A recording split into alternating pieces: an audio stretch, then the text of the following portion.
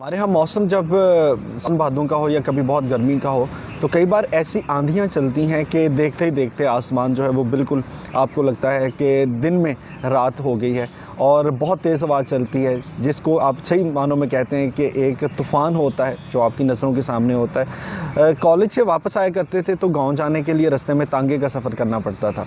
एक बार हम तांगे पे बैठे हुए थे कि अचानक से देखते ही देखते बादल जो थे वो स्याह होने शुरू हुए और एक आंधी का तूफ़ान उठ खड़ा हुआ।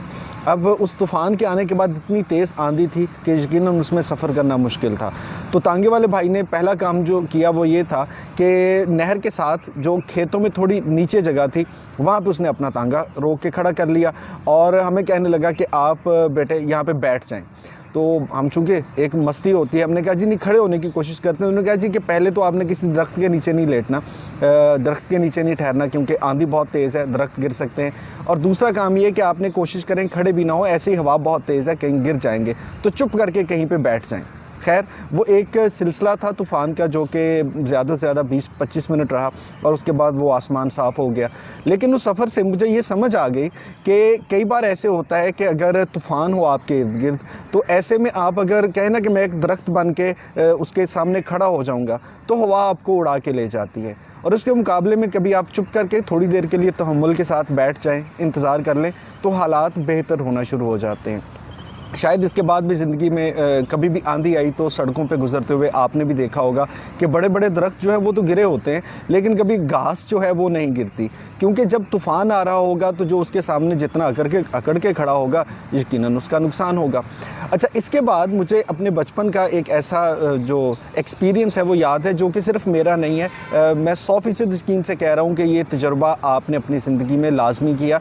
लेकिन असल चीज़ है कि इस तजुर्बे से हमने क्या सीखा।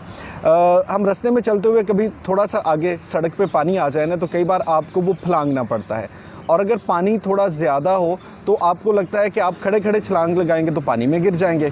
अब क्या होता है कि आप 2-4 कदम पीछे हट जाते हैं।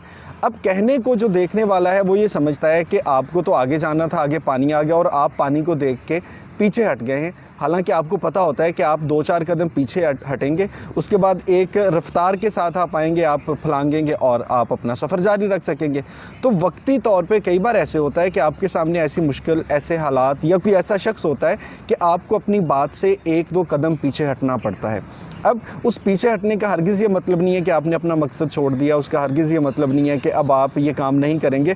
देखने वालों को तो लगेगा कि आप अपनी बात से शायद पीछे हट रहे हैं, आपने जो कहा था कि आप ये करेंगे आप वो नहीं कर रहे, लेकिन उनको शायद ये एहसास नहीं होता कि 2-4 कदम पीछे हटने से आपको जो क़ुव्वत और रफ़्तार मिलेगी वो आपको इस बात में बड़ी मदद देगी कि आप उस मुश्किल का उसको अबूर करके आप दूसरी तरफ चले जाएंगे। अपनी बात को आप ज़िंदगी में जो भी आपका प्लान है उसको आप कैरी करें, लेकिन कभी कभी तूफ़ान आए तो रुक जाना, और कभी कभी अगर आपको 2-4 कदम पीछे हट के दोबारा से आगाज़ करना पड़ता है तो इससे मत घबराएं। यकीन माने ये ऐसा तजुर्बा है जो ज़िंदगी में हम सब कर चुके हैं और हमेशा कामयाब रहा है। इसको अपनी प्रैक्टिकल लाइफ में कैरी ज़रूर कीजिए।